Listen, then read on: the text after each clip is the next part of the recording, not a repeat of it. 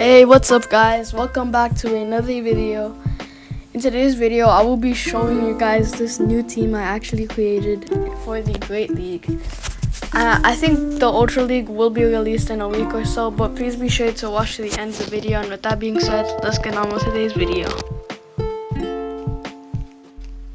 Alright guys, so for the first round, I actually made the mistake of using a Lapras instead of an Azumarill. So yeah, if I had an Azumarill right here, this would have been an easy win, I guess, because Azumarill is a water type and he has a water type fast move, and my opponent's first Pokemon is a Sudowoodo, so he is a rock type Pokemon, right? And water would have done super effective damage. But if you are going to use this team, both Lapras and Azumarill would be a good thing, but both of them have their weaknesses. So I ended up swapping out to Sceptile, and you'll see how insane Sceptile is with this Earthquake. He one-shots. Oh my, that just saved me. So the second Pokemon is a Venusaur. I took out his Scissor, as you guys just saw, and sadly I couldn't get to that Earthquake in time. So I would have to swap out to Skarmory, since flying types are super effective against grass types, and Venusaur does have a grass type, which I double resist due to my metal and flying type for my Skarmory. So this was a pretty good round, but I'm still going to do super effective damage. I wanted to swap out to Lapras just so Lapras can absorb the attack, since he can't do much against the Sudowoodo.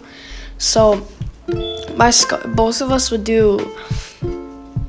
I do not very effective damage while he does neutral. I also had a Sky attack already. That was good. So I ended up also having Shield, which I shielded that Rock Slide, and I think this is the finishing move. Oh, it was close, but flying type moves do not very effective damage, and I did lag right there. That could have costed me the win. So that was a pretty close round. Good game to my opponent.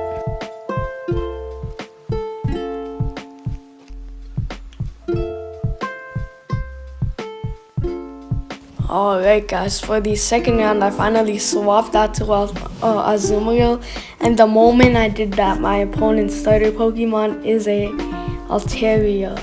That was if I had that Lapras, it would have done double super effective damage. My Azumarill counters his dragon type moves, but if it was Lapras, he would do double super effective damage but take the neutral hits from Altaria's attacks. But Azumarill does neutral damage while taking not very effective damage to his attacks. So he ends up shielding my Ice Beam right there, because that would have done double super effective damage. I don't really have a counter against this Altaria. Maybe my Skarmory could easily defeat him, since he counters his dragon and flying types with his metal types, so that was good. I also end up getting another Ice Beam, which does double super effective damage. He's left with no more shields, and that's really good for me. Because the point of this team is to mainly use my Sceptile and get a Earthquake off of them that would one-shot them. Sceptile's Earthquake also charges up in like 5 hits, and that's really good, since Earthquake is really strong, as you guys saw from that Scissor. So yeah, my Ice Beam would do neutral damage against him, since Ice is super effective against ground types but not very effective against water types. As you guys know, that will cause neutral damage. So yeah, I'm left with also no more shields. My grass type moves will do double super effective damage against his Whiscash, so I have to swap out to him. So look how fast that Earthquake is charging up though. So, but if you guys are going to use Sceptile, I don't recommend Fury Cutter. If you want, it will. If you don't have any TMs, that is a fine move, but I'd say Bullet Seed is a way to go. So, yeah, I'm left with no more shields. I'm guessing this is Mud Bomb. Mud Bomb will do not very effective damage to grass types. So I also have another Earthquake going on. So it is an Altaria, so I would have to swap out to Skarmory. My Altaria has no chance against that Altaria. If I had double moves with a Dragon Claw, I could have won this round, but sadly I didn't.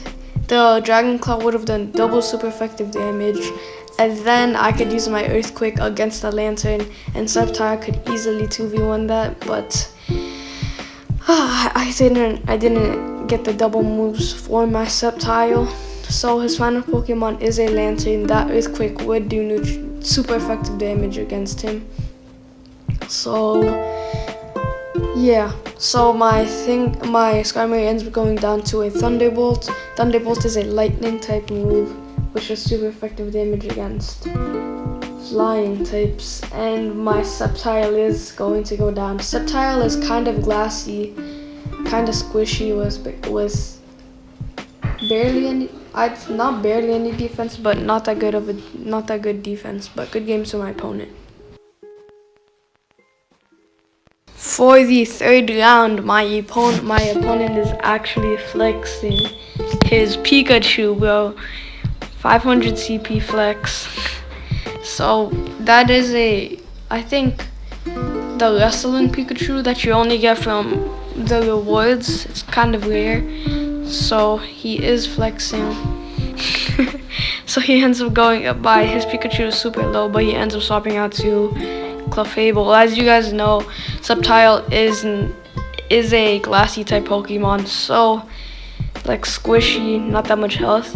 So he will go down easily to a Clefable, since his Clefable has a really strong move like Charm. So one more fast move until I got the Earthquake, but sadly I didn't. So the plan would be to swap out to Skarmory, since I would counter his Fairy types due to Skarmory's Metal type. So I decided to shield you, since he already threw in a shield from that Earthquake I used. So I throw in a Sky Attack. I don't really have to worry about his charge moves, about Clefable's charge moves, because it does charge up so slow. It's like super slow, bro. Like, the reason for like people that use like Wigglytuff is mainly for their charm. Like Togekiss is used mainly for their like attack, not like their fast move attacks.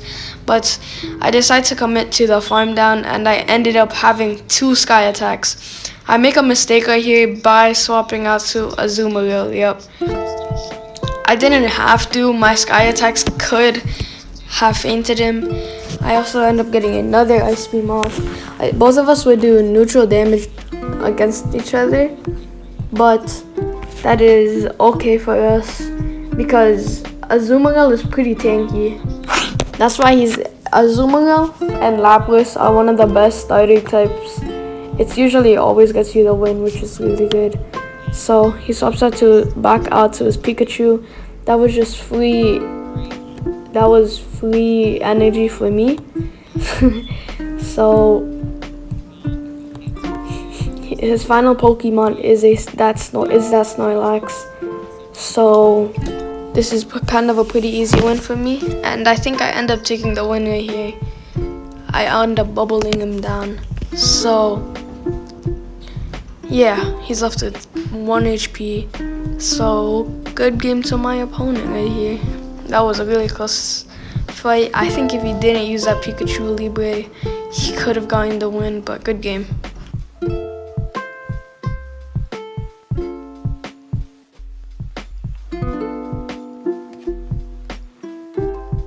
Alright guys, for the 4th round, we have a really good matchup for us.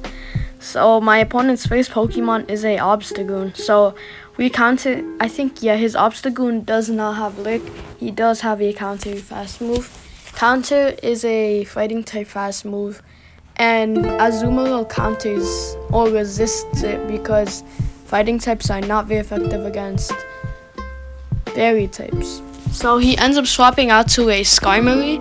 I decide to tank it through and stick the 1v1 because I can't really swap out to anything that would do a lot of damage. So I decide to just stick with Azumarill.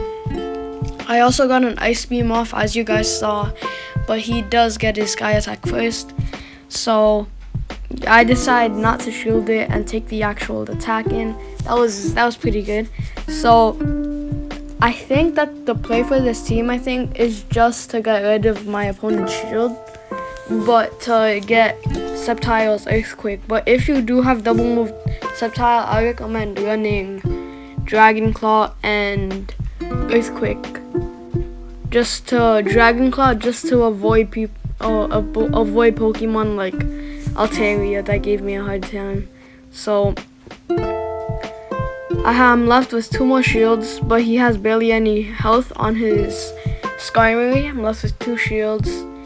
So I have to swap out to my own Skarmory since Skarmory does counter my Sceptile, since flying types are super effective against grass types, and my grass type moves or Earthquake does not very effective damage against flying types. So a shield right here, just to preserve some more health. I think I do have 2 Sky Attacks stacked up. That's really good. And his second Pokemon is a Alolan Marowak. So my Sceptile could, he could counter his Marowak because of the Earthquake. The Earthquake loads up super fast and it packs such a big punch. So I think I just decide to stick the farm down. Unless it's 1 more shield, he's left with no more, and his final Pokemon is that Obstaroon. So my Sceptile could easily take him out with 1 Earthquake. But I wasn't paying attention that much, and I actually almost lost this. You guys will see how. So I got my Earthquake, charging it up, right? I think it was only an excellent. So it wasn't excellent. It didn't take him out fully. He's left with 1 HP, and then I wasn't lagging here. I didn't pay attention, and then he ends up taking out my Sceptile. And my Skarmory was 1 HP, so this could have been a loss for me, but that was really close. Good game to my opponent.